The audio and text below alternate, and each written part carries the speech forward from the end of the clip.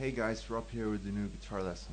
Today we're taking a look at the Neverending Sigh by the Foo Fighters, taken from their new EP, Saint Cecillia. It sounds a little bit like this.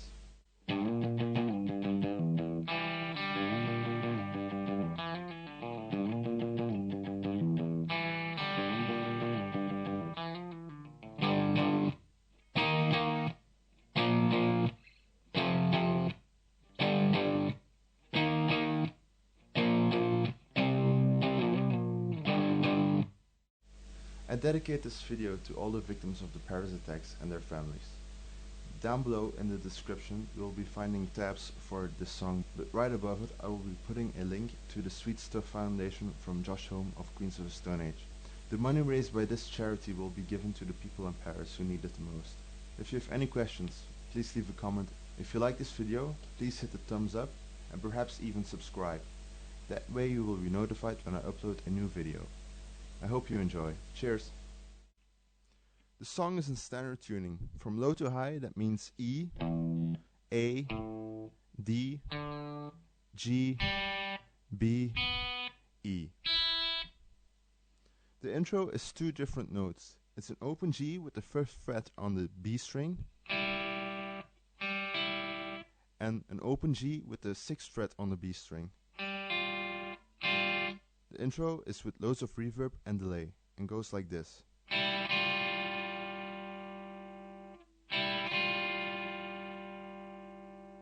Okay, let's get to the main riff of the song. There are two variations on it. You have one in a lower octave and one in a higher octave. I'll play both and then break them down. Let's do the lower octave one first.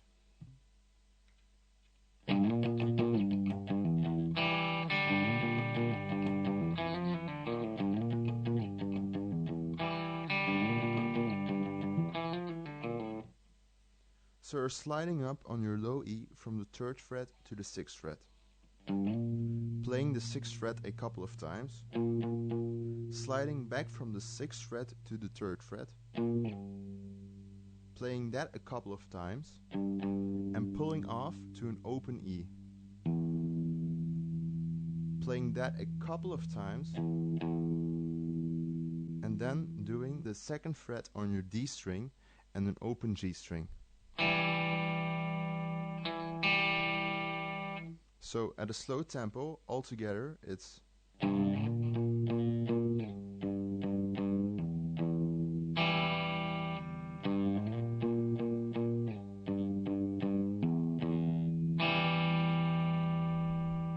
second time around, instead of playing that weird open string thing, he plays this weird riff with hammer-ons and pull-offs. I'll play it one time and then I'll break it down. So it's a hammer-on your D string from the 2nd to the 3rd fret, pulling off back from the 3rd to the 2nd fret, pulling off from the 2nd to an open D, and then on the A string, pulling off from the 1st fret to an open A. So altogether,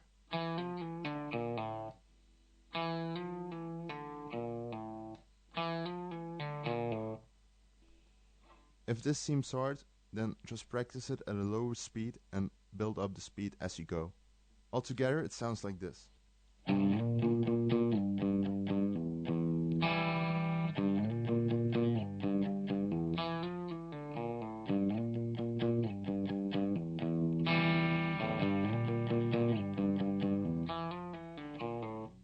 Okay, let's do the high octave version of the riff. It goes like this.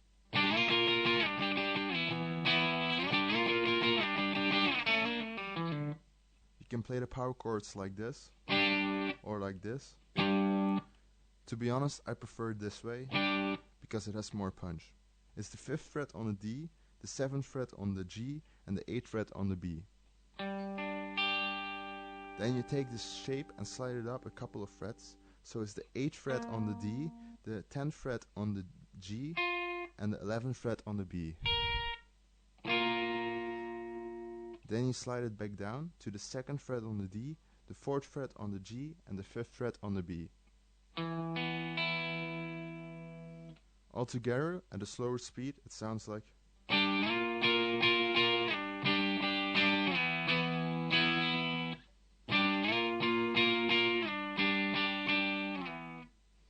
Then you play a riff like the one we played here, but it's played on the G string and on the D string. So it's an hammer-on from the 2nd to the 3rd fret on the G, pull off from the 3rd to the 2nd on the G, pull off from the 2nd to an open G. And then it's a pull off on the D string from the 2nd to an open D. So altogether at a slower speed it's like this.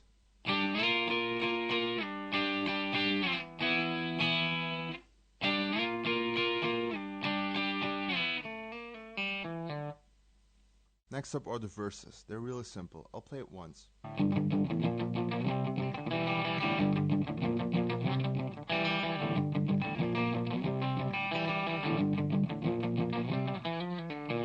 So it's palm muted. You rest the palm of your hand on the bridge of your guitar, so you mute the strings. If I don't do it, it will sound like this, which is used later on in the song, but in the beginning of the verse it's muted. So you're playing a G power chord, which is on the 3rd fret of your low E, the 5th fret of your A, and the 5th fret of your D. The next one is a power chord on the 1st fret of your A, the 3rd fret of your D, and the 3rd fret of your G. The next one is a C power chord, which is on the 3rd fret of your A, the 5th fret of your D, and the 5th fret of your G string. So it's... And then we do the same open string thing from the main riff, which is the 2nd fret on your D and an open G. At the turnaround we do the pull-off thing from the main riff, in the lower octave version, which was... Second part of the verse is really simple. You keep hanging on a C power chord,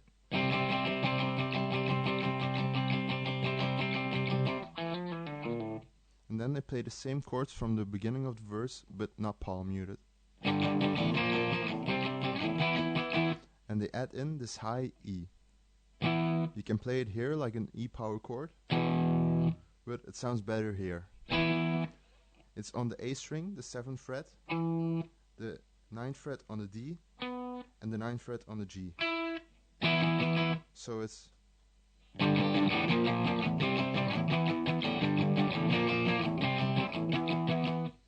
Then they keep hanging on the C power chord once again.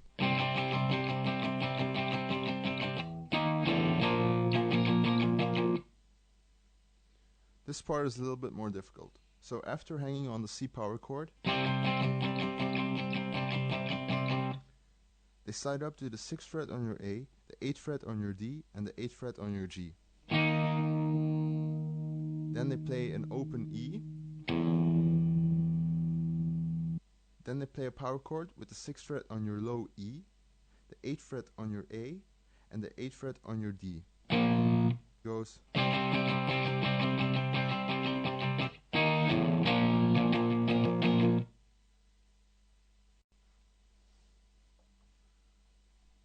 Next up is the chorus. It's a really fun chorus. I'll play it once.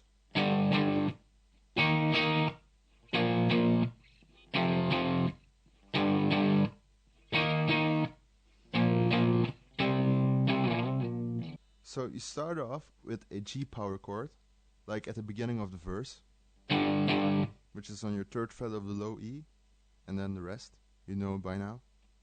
The second chord is on the 6th fret of your A, the 8th fret of your D, and the 8th fret of your G. Then you slide this position up one string.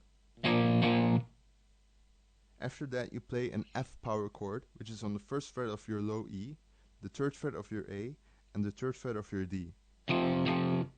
So the first part of the chorus goes... The second part is the same for the two first chords. The third chord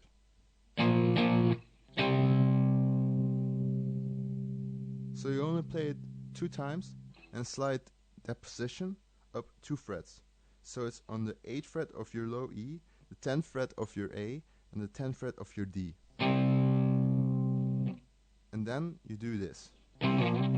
Keep this position and slide it from the 8th fret to the 6th fret. Do it a couple of times. Next up is the guitar solo. Before they play the guitar solo, there's a small bridge which connects the chorus to the guitar solo. I'll play both and then I'll slow it down.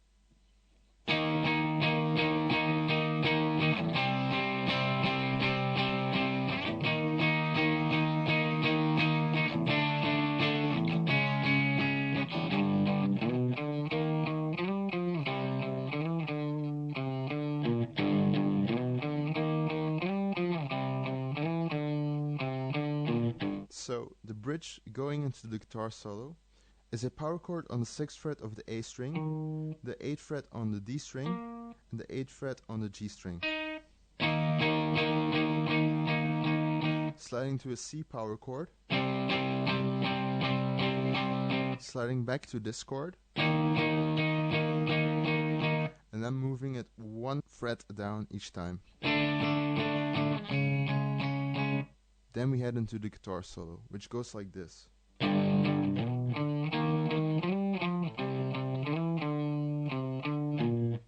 We will break it up in 3 parts. The first part is based around the G power chord.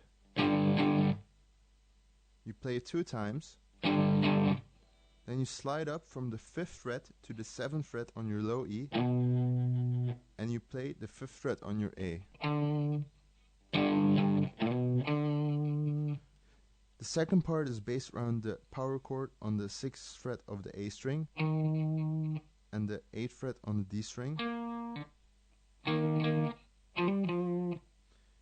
So after playing it twice, you do a hammer-on from the 8th fret on the A string to the 10th fret on the A string and pull it off. So those 2 parts together.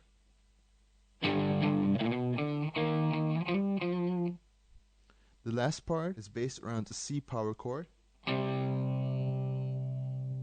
involves a little riff. So after playing it twice, you slide up from the 5th fret on your A string to the 7th fret on your A string, sliding back to the 5th fret, then playing the 3rd fret on your A string, 5th fret on your A string, and the 6th fret on your low E.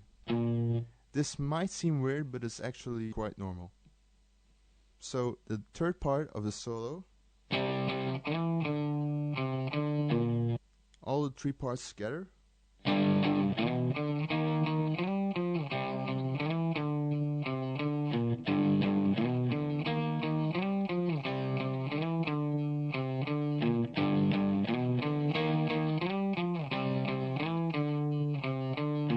At the end of the song there's a second guitar solo. It's based around the pentatonic scale in the key of G. It's real simple.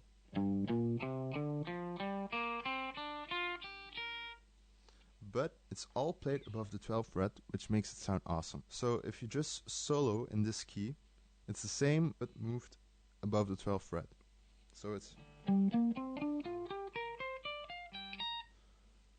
for example,